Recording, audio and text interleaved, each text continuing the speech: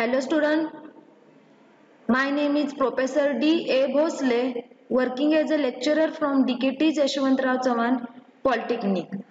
बाळांनो, आपण आता फर्स्ट इयरला तुम्ही कॉम्प्युटर सायन्स अँड इंजिनिअरिंग या डिपार्टमेंटमध्ये तुम्ही ऍडमिशन घेतलेलं आहात. तर तुम्हाला सब्जेक्ट आहे फंडामेंटल्स ऑफ ICT. तर ICT हा जो सब्जेक्ट आहे त्याच्यासाठी तुम्हाला थेरी पेपर नाही आहे, तर ह्याच्यासाठी बेसिक तुम्हाला कॉम्प्युटर बद्दल तुम्हाला बेसिक इन्फॉर्मेशन फक्त आहे. म्हणजे ओव्हरव्ह्यू कॉम्प्युटर कशा पद्धतीने तयार केलेला आहे आणि कॉम्प्युटर मध्ये कोणकोणते वेगवेगळे पार्ट्स असतात त्याच्याबद्दल तुम्हाला या सब्जेक्ट मध्ये सगळी इन्फॉर्मेशन मिळणार आहे.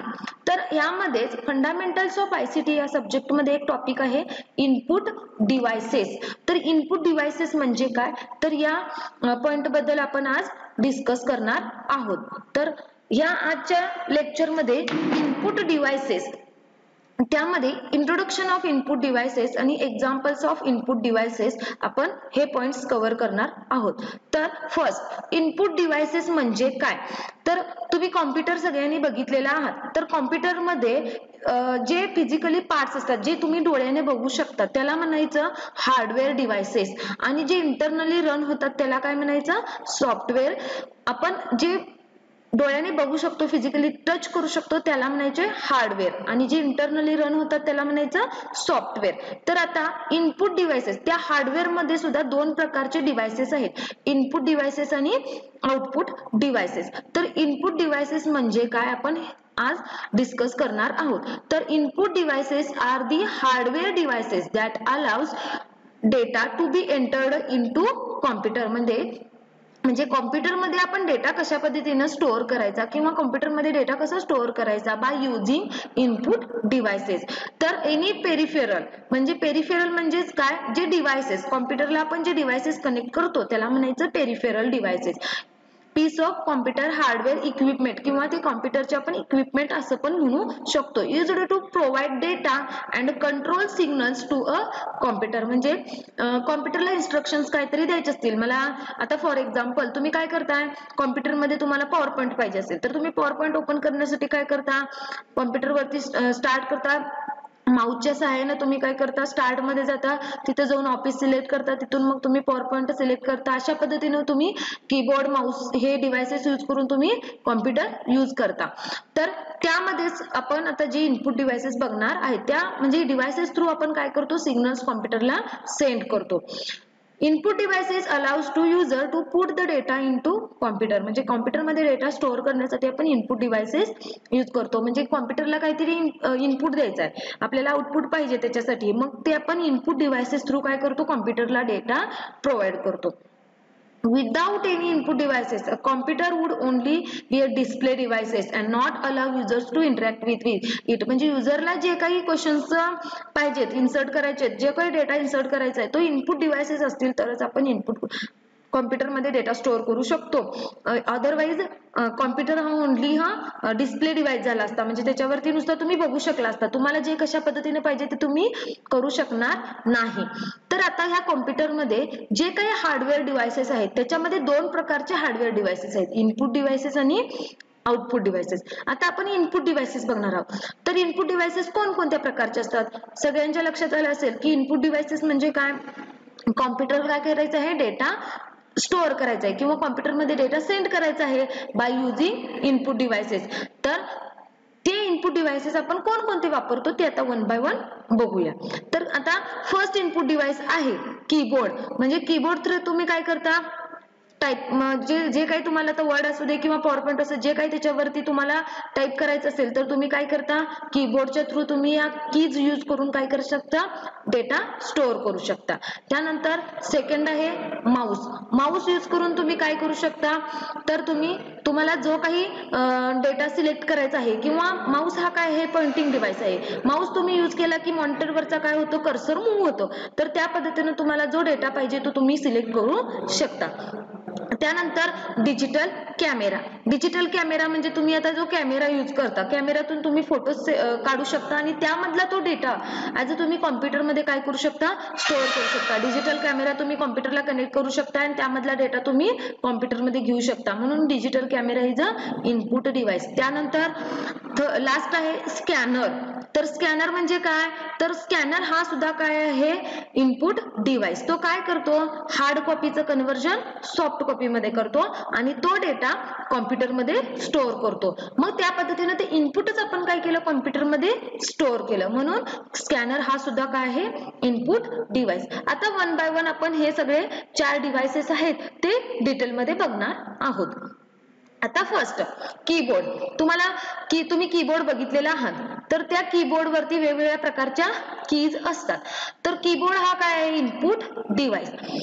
Keyboard is the most common and widely used input device. It is made of buttons called keys. म्हणजे कीबोर्ड कशापासून तयार केलेला आहे, वेगवेगळ्या कीज एकत्र केलेल्या आहेत तेव्हा कीबोर्ड तयार झालेला आहे. तर त्या ज्या कीज आहेत त्याची अरेंजमेंट सुद्धा वेगवेगळ्या पद्धतीने केलेली आहे. बघा, कीबोर्ड वरती कीज ज्या आहेत त्या वेगवेगळ्या कीज आहेत. तुम्हाला जर तुम्हाला नेम वगैरे टाईप करायचं असेल तर तुम्ही कोणत्या कीज वापरता, first alphabet keys. Alphabet keys म्हणजेच कोणत्या, तुम्ही A to Z and capital A to Z and small. तुम्हाला कॅपिटल पाहिजे असेल तर तुम्ही काय करता, कॅप्स लॉक ऑन करता. अदरवाइज तुम्हाला स्मॉल पाहिजे असेल तर तुम्ही कॅप्स लॉक ऑफ करू शकता. त्यानंतर फंक्शन और एफ कीज. फंक्शन कीज म्हणजेच कोणत्या, F1 to F12 ह्या ज्या काही कीज आहेत त्याला म्हणायचं फंक्शन कीज. त्यानंतर न्यूमरिक कीज. न्यूमरिक कीज म्हणजेच कोणत्या, 0 to 9 आणि म्हणजे तुम्ही जे नंबर्स वगैरे टाईप करणार आहात त्याला न्यूमरिक कीज म्हणायच्या. कीबोर्डच्या टॉपला पण असतात आणि कीबोर्डच्या राईट साईडला सुद्धा असतात, 0 to 9. आणि त्यानंतर आहे ॲरो कीज. त्यानंतर ॲरो कीज म्हणजे कोणत्या, तुमच्या ज्या तुम्हाला कीबोर्ड वरती बघा नंबरला लागून असतात, ॲरोज असतात, त्याला म्हणायचं ॲरोज कीज. आणि कमांड कीज म्हणजेच कोणत्या, इन्सर्ट, डिलीट, होम, म्हणजे कमांड कीज किंवा त्याला आपण स्पेशल कीज सुद्धा असं म्हणू शकतो. कारण पर्टिक्युलर यूज साठी काय केलेलं आहे आपण, त्या कीज यूज करणार आहोत. म्हणजे कॅप्स लॉक ही काय आहे, एक स्पेशल की आहे. जर तुम्हाला लेटर्स कॅपिटल पाहिजे असतील तर तुम्ही काय करायचंय, कॅप्स लॉक ऑन करायचंय, तरच तुम्हाला काय होणार आहे, लेटर्स कॅपिटल होणार आहेत. म्हणजे पर्टिक्युलर कीज साठी वेगवेगळे तिने काय केलेले आहेत, फंक्शन्स डिझाईन केलेले आहेत. म्हणून त्याला काय म्हणायचं, कमांड की किंवा स्पेशल पर्पज कीज. अशा वेगवेगळ्या कीज जेव्हा आपण एकत्र करतो तेव्हा काय तयार होतो, कीबोर्ड तयार होतो. आता तुम्हाला कीबोर्डची मी एक इमेज दाखवलेली आहे बघा. तर कीबोर्ड वरती इथं जी आहे ती एस्केप की आहे. त्यानंतर ह्या ज्या आहेत त्या फंक्शन कीज आहेत. ही एस्केप की जी आहे ती स्पेशल कीज मध्ये येते. त्यानंतर alt, windows keys, control keys ह्या ज्या आहेत. त्यानंतर न्यूमरिक कीज आहेत, बॅकस्पेस कीज आहेत. आता हे बॅकस्पेस कीज, एस्केप की आणि अल्ट, विंडोज, कंट्रोल कीज ह्या ज्या आहेत त्या स्पेशल कीज किंवा कमांड कीज आपण म्हणायचं. त्यानंतर ह्या आहेत त्या फंक्शन कीज, ह्या ज्या आहेत त्या अल्फाबेट कीज, त्यानंतर ह्या न्यूमरिक कीज आणि त्यानंतर ह्या ॲरोज कीज आणि त्यानंतर ह्या नेव्हिगेशन कीज किंवा आपण पेज डाऊन, पेज अप हे स्पेशल पर्पज साठी वापरतो त्याला आपण स्पेशल कीज सुद्धा किंवा कमांड कीज असं पण म्हणू शकतो. त्यानंतर कीबोर्डचे हे जेव्हा तुम्ही डायग्राम बघितल्यानंतर तुमच्या लक्षात आलं असेल की कीबोर्ड जो तयार केलेला आहे तो कसा दिसतो आणि ह्याच्यावरती कशा पद्धतीने कीज अरेंज केलेल्या आहेत. तुम्हाला हाही क्वेश्चन आला असेल की कीबोर्ड वरती कीज ज्या आहेत त्या सिक्वेन्शियली ए बी, इथं बघा 0 to 9 हे मात्र काय आहे, सिक्वेन्शियली आहे. पण ए बी सी हे कंटिन्यू का नाही आहे, तर ह्याच्यासाठी कंटिन्यू डिस्प्ले केलेलं नाहीये की कीबोर्ड वरती तुम्ही जेव्हा दोन्ही हाताने टाईप करता तेव्हा जर कंटिन्यू असेल तर आपल्या बोटामध्ये अंतर राहणार नाही आणि तेव्हा आपल्याला म्हणजे दोन्ही हाताचा यूज होणार नाही आणि आपण फास्ट टायपिंग करू शकणार नाही. त्यामुळे तिने काय केलेलं आहे की सेपरेट किंवा डिस्ट्रीब्यूट केलेल्या आहेत. तर ह्या कीबोर्डचा युजेस वेगवेगळ्या प्रकारचे, म्हणजे तुम्हाला टेक्स्ट किंवा नंबर्स किंवा वेगवेगळे इन्स्ट्रक्शन्स किंवा वर्ड वरती, एक्सेल वरती तुम्हाला जर काम करायचं असेल तर तुम्ही कीबोर्ड यूज करू शकता. Keyboard can also be used to enter commands, म्हणजे तुम्हाला शॉर्टकट कीबोर्डच्या इन्स्ट्रक्शन्स वगैरे द्यायचे असतील किंवा कॉम्प्युटरमध्ये तुम्हाला डेटा स्टोअर करायचा असेल तर तुम्ही कीबोर्ड हा इनपुट डिव्हाइस यूज करू शकता. कीबोर्ड हा म्हणजे तयार केलेला आहे तो वेगवेगळ्या पद्धतीने तयार केलेला आहे. जेव्हा कीबोर्ड जेव्हा कॉम्प्युटर डिझाईन केला तेव्हा त्यावेळी वेगवेगळ्या प्रकारचे कीज होते. कॅपॅसिटिव्ह कीज होते, त्यानंतर हॉल इफेक्ट कीज होते, त्यानंतर ऑप्टो इलेक्ट्रॉनिक कीज होते, मेकॅनिकल कीज आहेत, त्यानंतर मेम्ब्रेन, अशा प्रकारचे वेगवेगळ्या ह्या कीज आहेत. त्यामुळं आता जो आपण कीबोर्ड यूज करतो तो मेकॅनिकल आहे. ह्या कीबोर्डचं वर्किंग सुद्धा वेगवेगळ्या पद्धतीने होतं. जेव्हा तुम्ही की प्रेस करता, एखादी तुम्ही की ए प्रेस केला म्हणजे तुम्हाला ए टाईप करायचं असेल तर तेव्हा ती एक की जी आहे ती डाऊन होते आणि डाऊन झाल्यानंतर इमिजिएटली ती अप होते. जेव्हा ती डाऊन होते आणि अप होते ह्याच्यामध्ये एकदम मिली सेकंद असतो आणि तेव्हा जे काही तुम्ही की प्रेस केलेलं असता त्याच्या खाली तुम्ही कीच्या खाली एक स्प्रिंग असते. स्प्रिंग असल्यामुळे ती की अप आणि डाऊन होत असते आणि त्या स्प्रिंगच्या खाली एक प्लंगर असतो आणि त्या प्लंगरच्या खाली तुमचा मायक्रो कंट्रोलर असतो लहानसा. त्याच्यामुळे तिथं जे काही सिग्नल जनरेट होतात ते सिग्नल्स त्या कॉम्प्युटरला केबल थ्रू त्याच्या सेंड केले जातात आणि तेव्हा त्या की मशीनला सीपीयूला कळतं की युजरनं ए प्रेस केलेलं आहे. अशा पद्धतीनं प्रत्येक कीला वेगवेगळे सिग्नल जनरेट होत असतात आणि ते सिग्नल्स कॉम्प्युटरला केबल थ्रू सेंड केले जातात. अशा पद्धतीने कीबोर्डचं वर्किंग कंप्लीट होतं. आता मार्केटमध्ये वायरलेस कीबोर्ड सुद्धा आलेले आहेत, तुम्ही बघू शकता. आता नेक्स्ट आहे डिव्हाइस, तो आहे माऊस. माऊस म्हणजेच काय? It is a handheld device. आपण हाताने यूज करू शकतो त्याला, किंवा mouse is a pointing device आपण त्याला असं सुद्धा म्हणू शकतो. Pointing devices are used to control cursor and click icons and options on graphical user interface. जेव्हा तुम्ही माऊस इथं तुम्ही मूव्ह करता तेव्हा तुमचा मॉनिटर वरती काय केलं जातो, हा कर्सर मूव्ह होतो. Mouse enables you to control what happens on the screen by moving the mouse on your desk. म्हणजे माऊस काय करतो, सगळे कंट्रोल करत असतो. तुम्ही काय क्लिक करताय किंवा काय नाही हे सगळं माऊस तुम्ही मूव्ह केल्यानंतर तिथं कर्सर तुम्हाला सगळे पोझिशन्स डिस्प्ले करत राहतो. आता माऊस मध्ये बघा तुम्हाला डायग्राम दाखवलेली आहे. माऊसला इथं काय असतो, लेफ्ट बटन असतो आणि माऊसला काय असतो, राईट बटन असतो आणि मध्ये काय असतो, स्क्रोल असतो. आपण लेफ्ट बटनलाच आपण प्रायमरी बटन असं सुद्धा म्हणू शकतो, राईट बटनला सेकंडरी बटन आपण असं म्हणू शकतो. तर जेव्हा आपण प्रायमरी बटन का म्हणणार, कारण फ्रिक्वेंटली आपण सारखं लेफ्ट बटनच प्रेस करत असतो, राईट बटनचा जास्त कमी यूज आहे.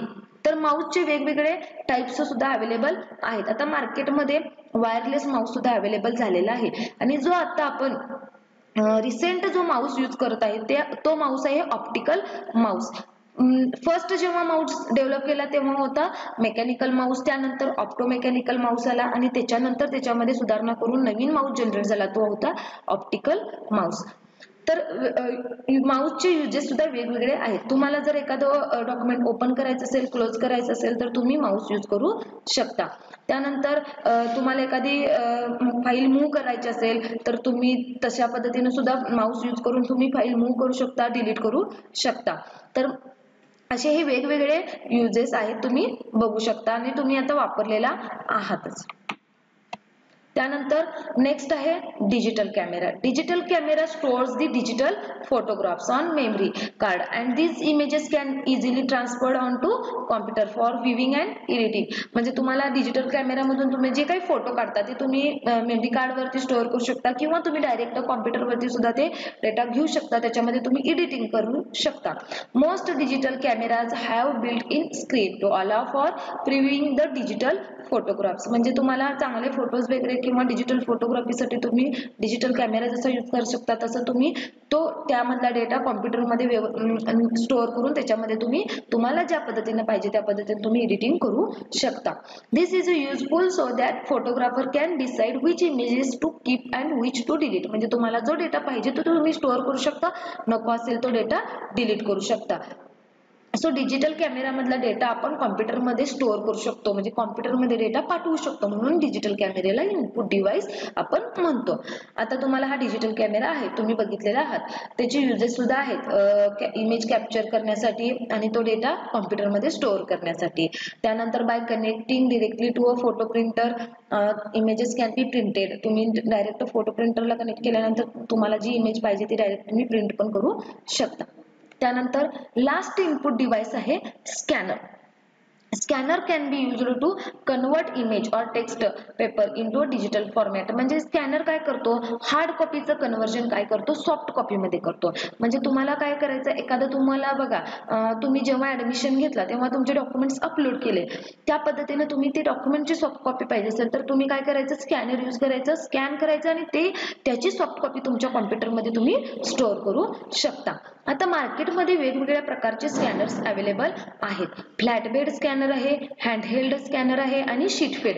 तर फ्लॅट स्कॅनर कोणता, हँडहेल्ड स्कॅनर कोणता आणि शीटफेड स्कॅनर कोणता हे तुम्हाला मी दाखवणार आहे. आणि तुम्ही हे सगळे स्कॅनर्स तुम्ही बघितलेले आहात पण तुम्हाला माहित नव्हतं की हा स्कॅनर आहे तो. आता स्कॅनरचा यूज बघूया आणि त्यानंतर हे स्कॅनर्स वन बाय वन आपण बघूया.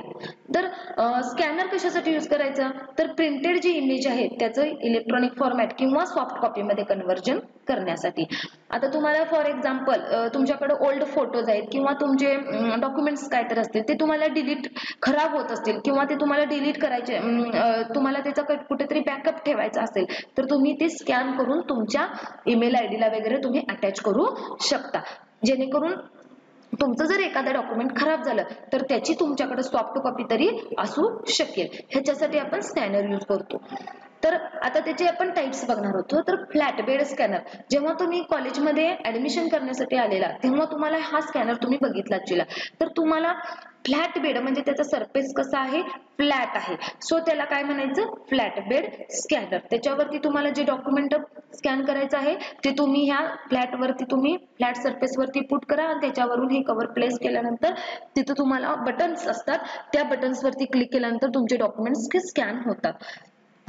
त्यानंतर हँडहेल्ड स्कॅनर, तुम्ही डीमार्टला वगैरे गेला असला तिथं तुम्ही शॉपिंग केल्यानंतर तुम्हाला बारकोड रीडर वगैरे असतो बघा, म्हणजे त्या पद्धतीचा तो स्कॅनर असतो, म्हणजे हाताने तुम्ही यूज करणार आणि तो इमेज त्याच्या इमेजच्या सरफेस वरून तुम्ही मूव्ह केला तर तो सगळी ती इमेज काय करतो, कॅप्चर करून घेतो, म्हणून त्याला काय म्हणायचं, हँडहेल्ड स्कॅनर.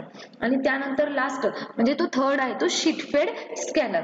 हा स्कॅनर जो आहे तो जास्तीत जास्त शीटफेड स्कॅनर जो आहे ते न्यूजपेपर वगैरे असतात बघा, मोठे पेजेस वगैरे, तर त्याच्यासाठी आपण शीटफेड स्कॅनर यूज करतो. This scanner reads the image as a paper goes through. The image must be printed on flexible sheet of paper.